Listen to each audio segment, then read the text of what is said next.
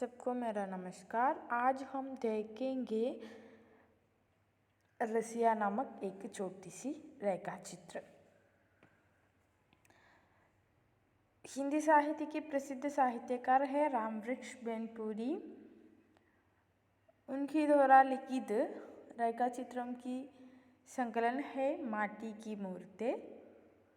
माटी की मूर्ति के पहला रेखा चित्र है रसिया।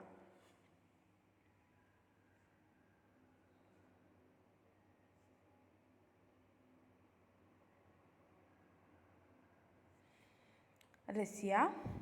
खानों में चांदी की भालियाँ, गले में चांदी का हैकल, हाथों में चांदी के कंगन और पैरों में चांदी की होठाई बरबाग की बूढ़ेदार कमीज पहने, काली साड़ी के छोर के गले में लपेटे, गोरे चेहरे पर लटकते हुए कुछ बालों को संभालने में परेशान वह छोटी सी लड़की जो उस दिन मेरे सामने आकर खड़ी हो गई थी, अपने बचपन की उस रसिया की स्मृति ताज़ा हो उठी जब मैं भी उस दिन अचानक उसके गाँव में जा पहुंचा।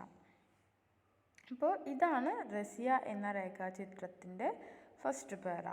ഇപ്പോൾ രാംവൃക്ഷ് ബെൻപുരി ജി അവരുടെ ബാല്യകാലത്തെക്കുറിച്ച് ഓർക്കുകയാണ്. അപ്പോൾ ബാല്യകാലത്തിലെ ഒരു സുഹൃത്ത് അല്ലെങ്കിൽ അറിയാവുന്ന ഒരു വ്യക്തി, ആ വ്യക്തിയാണ് റസിയ. അപ്പോൾ റസിയനെ ആദ്യം കണ്ട ഒരു മൊമെൻറ്റ് രാംവൃക്ഷ് ബെൻപുരി ജി ഓർത്തെടുക്കുകയാണ്. അത് ഇങ്ങനെയാണ് കേട്ടോ. അവളുടെ ഒരു രൂപം, ചെവിയിൽ വെള്ളിൻ്റെ കമ്മലും കഴുത്തിൽ വെള്ളിൻ്റെ വലിയ വലിയ നെക്ലസ് ഉണ്ടല്ലോ, ഇങ്ങനെ വലിയ ഇതും, അതുപോലെ കയ്യിൽ വെള്ളിൻ്റെ വളകൾ, കാലിൽ വെള്ളിൻ്റെ ഈ തണ്ടാന്നൊക്കെ പറയൂലേ അത്, അതുപോലെ തന്നെ വലിയൊരു കൈ ബൂട്ട് ചെയ്ത എന്ന് വെച്ചാൽ ഫുൾ സ്ലീവായിട്ടുള്ള അങ്ങനത്തെ ഒരു ഡ്രസ്സ്, ഒരു കറുത്ത സാരീൻ്റെ അറ്റം തൻ്റെ കഴുത്തിൽ കൂടെ ചുറ്റിയിട്ട് ഒരു വെളുത്ത മുഖത്തോടു കൂടിയുള്ള ഒരു കുട്ടി, ഒരു പെൺകുട്ടി. കുശ് ബാലോങ്കോ സംഭാലനെ പർ പരേശാൻ, ആ മുഖത്തിൽ വന്ന് കിടക്കുന്ന മുടീനെയൊക്കെ ഒതുക്കി വെക്കാൻ ബുദ്ധിമുട്ടുന്ന ഒരു ചെറിയ പെൺകുട്ടി മേരെ സാമനെ ആക്കർ ഗടി ഹോ ഗയി തി. അവൻ്റെ അടുത്ത്, അതായത് രാംവൃക്ഷ് ബെൻപുരി ജീൻ്റെ അടുത്ത് വന്ന് നിൽക്കുന്ന ഒരു പെൺകുട്ടീൻ്റെ രൂപത്തെക്കുറിച്ചാണ് ഇത്ര നേരം അദ്ദേഹം പറഞ്ഞത്. കഴുത്തിലും കാതിലും കയ്യിലും കാലിലുമൊക്കെ എന്താണ് വെള്ളീൻ്റെ ആഭരണങ്ങൾ, വലിയൊരു ഡ്രസ്സ്, ഫുൾ സ്ലീവായിട്ടുള്ളൊരു ഡ്രസ്സ്, ഒരു കറുത്ത സാരീൻ്റെ അറ്റം അല്ലെങ്കിൽ കറുത്തൊരു ഷോളിൻ്റെ അറ്റം കഴുത്തിൽ കൂടെ ഇങ്ങനെ ചുറ്റിയിട്ടുണ്ട്. വെളുത്ത് ചെറിയൊരു കുട്ടി, അവളുടെ മുഖത്ത് മുടികളൊക്കെ ഇങ്ങനെ വന്ന് കിടക്കുന്നുണ്ട്. അതൊക്കെ ഇങ്ങനെ ഒതുക്കി ഈ രാംവൃക്ഷ് ബെൻപുരി ജീൻ്റെ അടുത്തൊരു കുട്ടി വന്ന് നിന്നു. അപ്പോൾ ഈ ഒരു ഓർമ്മ, ഈ കുട്ടി അടുത്ത് വന്ന് നിന്നതിൻ്റെ ഓർമ്മ, അത് ബച്പൻ്റെ ഓർമ്മയാണ്. ഉസ് റസിയ കി സ്മൃതി താജ ഹോടി. അപ്പോൾ ആ കുട്ടീൻ്റെ പേര് റസിയ എന്നാണ്. ആ റസിയനെ ആദ്യം കണ്ട ഒരു ഓർമ്മ ഇന്ന് എൻ്റെ മനസ്സിൽ താജ ഹോടി. സ്മൃതി എന്ന് വെച്ചാൽ ഓർമ്മ, താജ എന്ന് വെച്ചാൽ ഫ്രഷ് ആയിട്ടുള്ള ഒരു ഓർമ്മ ആയിട്ട് ഇപ്പോഴും എൻ്റെ മനസ്സിലുണ്ട്.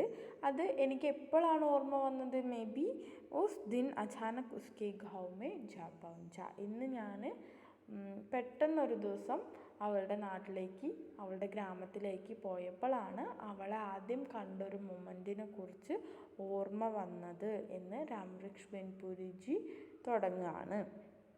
हाँ, ये मेरे बचपन की बात है.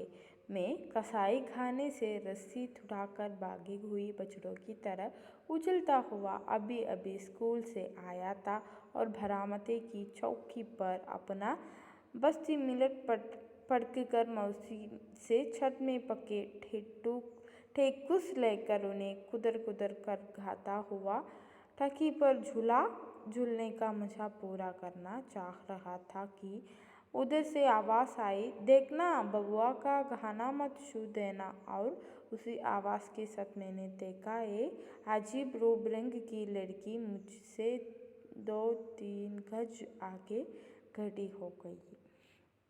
അതായത് അതെൻ്റെ കുട്ടിക്കാലത്തെ കാര്യമാണ്. ഞാൻ എങ്ങനെയാണോ കസായിഖാന എന്ന് വെച്ചാൽ കശാപ്പ് ശാല. ഞാനിവിടെ ചെറുതായിട്ട് മീനിങ് ഒക്കെ എഴുതിയിട്ടുണ്ട് കേട്ടോ. അതപ്പോൾ നിങ്ങൾക്ക് വായിക്കാൻ പറ്റുമായിരിക്കും. കസായിഖാന കശാപ്പ് ശാലയിൽ നിന്ന് കയറും പൊട്ടിച്ചിട്ട് ഓടി വരുന്ന അല്ലെങ്കിൽ ഓടി വരുന്ന ബച്ചടെ കുട്ടി. ഈ ബച്ചടെ എന്ന് വെച്ചാൽ ഗായിൻ്റെ കുട്ടി, പശുക്കുട്ടി.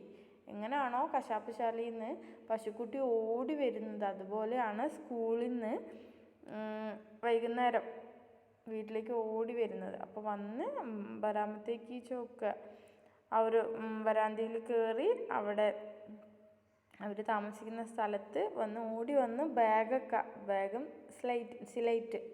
സ്ലൈറ്റ് ഡംപ് ചെയ്തിട്ട്, പടക്കക്കറെന്ന് വെച്ചാൽ ഡംപ് ചെയ്യുക, അവിടെ ഇട്ടിട്ട് വേഗം മൗസീൻ്റെ അടുത്ത് പോവും. അവിടെ പോയി അവരുണ്ടാക്കി വെച്ചിരിക്കുന്ന ടേക്കോസ് എന്ന് വെച്ചാൽ ഒരു പലഹാരമാണ്, ഒരു സ്നാക്സാണ്.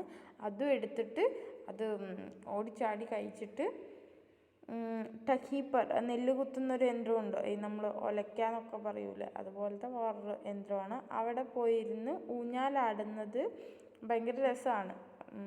അത് ആടാൻ വേണ്ടിയിട്ട് പൂരാ കർണ ചാഹ്റഹാത്താക്കി. അത് ഈ ടേക്കൂസ് കഴിച്ചുകൊണ്ട് അവിടെ വന്നിരുന്ന് ഊഞ്ഞാലാടാൻ വേണ്ടിയിട്ടാണ് ഈ കശാപ്പ് ശാലയിൽ നിന്ന് പശുക്കുട്ടി ഓടി വരുന്ന പോലെ സ്കൂളിൽ നിന്ന് വേഗം ധൃതിയിൽ വീട്ടിലേക്ക് വരുന്നത്. അങ്ങനെ അവിടെ ഇരുന്ന് കഴിക്കുന്ന സമയത്ത് പെട്ടെന്നൊരു ആവാസം, ഒരു ശബ്ദം കേട്ടു. അതേ നോക്ക്, ഏട്ടൻ്റെ ഫുഡിലും ഒന്നും തുടരുത് കേട്ടോ എന്ന് പറയുന്നത് കേട്ടു. അപ്പോൾ ആ ആവാസം എവിടെന്നാണ് കേട്ടേ, ആ സൗണ്ട് എവിടെന്നാണ് കേട്ടേന്ന് ഓർത്തിട്ട് ഞാൻ തിരിഞ്ഞു നോക്കുമ്പോഴാണ് ഒരു അജീബ് രൂപ രംഗ്, ഒരു വല്ലാത്ത നിറവും വല്ലാത്ത ഡ്രസ്സും ഒക്കെ ഇട്ടിട്ട് ഒരു പെൺകുട്ടി എന്നെക്കാളും 2-3 അടി എൻ്റെ മുന്നിൽ വന്ന് നിൽക്കുന്നുണ്ട് കേട്ടോ. അതാണ് രസിയ. മേരെ ലിയെ ഏക് രൂപരംഗ് സച്മുച്ച് അജീബ് താ. എന്നെ സംബന്ധിച്ചിടത്തോളം ഞാൻ അങ്ങനത്തെ ഒരു രൂപരംഗ് എനിക്കറിയില്ലായിരുന്നു, അങ്ങനത്തെ ഒരു രൂപരംഗിൻ്റെ കാര്യം. അജീബ് എന്ന് വെച്ചാൽ അറിയാത്തതാണ്, ഇല്ലെങ്കിൽ പരിചയമില്ലാത്തതാണ്. ठेठ हिंदुओं की बस्ती है मेरी और मुझे मेले पोटियों में भी अधिक नहीं जाने दिया जाता, क्योंकि सुना है बचपन में मैं एक मेले में खो गया था. मुझे कोई औखड़ लिए जा रहा था कि गांव की एक लड़की की नजर पड़ी और मेरा उद्धार हुआ.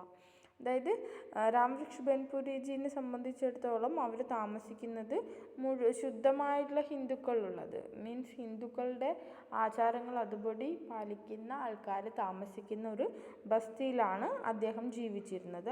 അതുപോലെ തന്നെ മേലേപ്പേട്ടിയ ഒരു ആഘോഷങ്ങളിലേക്കും അദ്ദേഹത്തിന് അയക്കില്ലായിരുന്നു. അതുകൊണ്ട് തന്നെ ആൾക്കാരെ കണ്ട് പരിചയം അദ്ദേഹത്തിനില്ല. മേള ആഘോഷങ്ങൾക്ക് അയക്കാത്തതിൻ്റെ കാരണം എന്താണെന്ന് വെച്ചാൽ, കുറച്ചും കൂടെ കുട്ടിയായിരുന്ന സമയത്ത് ഏതോ ഒരു മേളയിൽ ഏതോ ഒരു ആഘോഷത്തിന് പോയിട്ട് അവിടെ നിന്ന് ഇദ്ദേഹത്തെ കാണാതായിട്ടുണ്ട്. ഖോഗയാത്ത നഷ്ടപ്പെട്ടു പോയിട്ടുണ്ട്. എന്നിട്ട് മുझे कोई अंगूर लिए जा रहा था, ഞാൻ എന്തൊക്കെയോ അവിടെ നിന്ന് ഗോഷ്ഠി കാണിക്കുന്നത് കണ്ടിട്ട് ഗ്രാമത്തിലെ ഏതോ ഒരു ലടുക്കി എന്നെ കാണുകയും അവിടെ നിന്നിട്ട് എന്നെ കൂട്ടിയിട്ട് വരികയും ചെയ്തു. മേ മാം ബാപ് കാ ഇക്ലൗത്ത താ, അച്ഛനും അമ്മയ്ക്കും ഒരൊറ്റ മോനാണ്. മാം ചൽ ബസി थी, അമ്മ മരിച്ചു. इसलिए उनकी इस एकमात्र धरोहर को मौसी आंखों में झुकोकर रखती. അമ്മ മരിച്ചുപോയി, അതുകൊണ്ട് തന്നെ അവരുടെ വീട്ടിലെ ഏകമാത്ര ധരോഹർ എന്ന് വെച്ചാൽ ലെഗസി, അവരുടെ വീട്ടിലെ ഒരൊറ്റ സന്തതി ആയതുകൊണ്ട് തന്നെ അവൻ്റെ അമ്മായി അവനെ ആങ്കോം മേ ജുഗോക്കർ രക്തി, കണ്ണിൽ എന്താ പറയുക കൃഷ്ണമണി പോലെയൊക്കെയാണ് വെച്ചിരിക്കുന്നത്. मेरे गाँव में भी लड़कियों की कमी नहीं, किंतु ना उनकी ये वेशभूष ना ये रंग रूप. ഇത് എൻ്റെ ഗ്രാമത്തിലും ഒരുപാട് പെൺകുട്ടികളുണ്ട്, പെൺകുട്ടികൾക്ക് ഒരു കുറവുമില്ല. പക്ഷെ ഇതുപോലുള്ള വേഷഭൂഷും ഇതുപോലെ രൂപരംഗമുള്ള ഒരു പെൺകുട്ടീനെ ഞാൻ ഇതുവരെ കണ്ടിട്ടില്ല. मेरे गाँव की लड़कियाँ कानों में बालियाँ कहाँ डालती और पर बाकी कमीज भी उन्हें कभी नहीं पहने देखा. അതായത് എൻ്റെ ഗ്രാമത്തിലുള്ള പെൺകുട്ടികൾ കാതിൽ ഇത്രയും വലിയ വെള്ളിക്കമ്മലുകൾ ഇടുന്നതോ അതുപോലെ തന്നെ ബാക്കി കമ്മീസ് ഫുൾ സ്ലീവ് അല്ലാത്ത ഡ്രസ്സൊക്കെയാണ് അവരിടുക. അതൊക്കെ ഞാൻ കണ്ടിട്ടുള്ളൂ. അവരിങ്ങനത്തെ ഡ്രസ്സൊന്നും ഇടുന്നത് കണ്ടിട്ടില്ല. അവർ ഘോരെ ചേരെ തോ മിലാഹേ. പക്ഷെ ഇങ്ങനത്തെ ഡ്രസ്സും രൂപരംഗമൊന്നും കണ്ടിട്ടില്ലെങ്കിലും വെളുത്ത മുഖമുള്ള പെൺകുട്ടികളെ ഞാൻ കണ്ടിട്ടുണ്ട്. കിന്തു എനിക്ക് അംഗോമേ ജോ ഏക് അജീബ് കിസ്മ കാ നീലാപ്പൻ ദിക്ത വഹ് കഹാം. അതായത് പക്ഷെ ഞാനിപ്പോൾ ഈ റസിയ എന്ന് പറയുന്ന പെൺകുട്ടീൻ്റെ കണ്ണിൽ കാണുന്ന ഒരു പ്രത്യേകതരം കിസ്മ എന്ന് വെച്ചാൽ ക്വാളിറ്റി, ഒരു നീലാപ്പൻ ദിക്ത, ഒരു വല്ലാത്തൊരു നീല നിറം, കണ്ണിൻ്റെ ആ ഒരു അട്രാക്റ്റ് ചെയ്യുന്ന, ഇല്ലെങ്കിൽ വല്ലാത്തൊരു മറ്റുള്ളവരിൽ കാണാത്ത ഒരു ഒരു ക്വാളിറ്റി ഈ കുട്ടീൻ്റെ കണ്ണിൽ കാണുന്നുണ്ട്. കുറേ വെളുത്ത മുഖങ്ങൾ കണ്ടിട്ടുണ്ട്, പക്ഷേ ഇത്രയും അട്രാക്റ്റീവ് ആയിട്ടുള്ള ഒരു കണ്ണുള്ള ഒരു കുട്ടീനെ ഞാൻ കണ്ടിട്ടില്ല. വഹ് കഹാം, അത് ബാക്കിയുള്ളവരിൽ എവിടെയാണ്, മീൻസ് ആ ഒരു എവിടെയാണ് എന്നവൻ ആലോചിക്കുകയാണ്.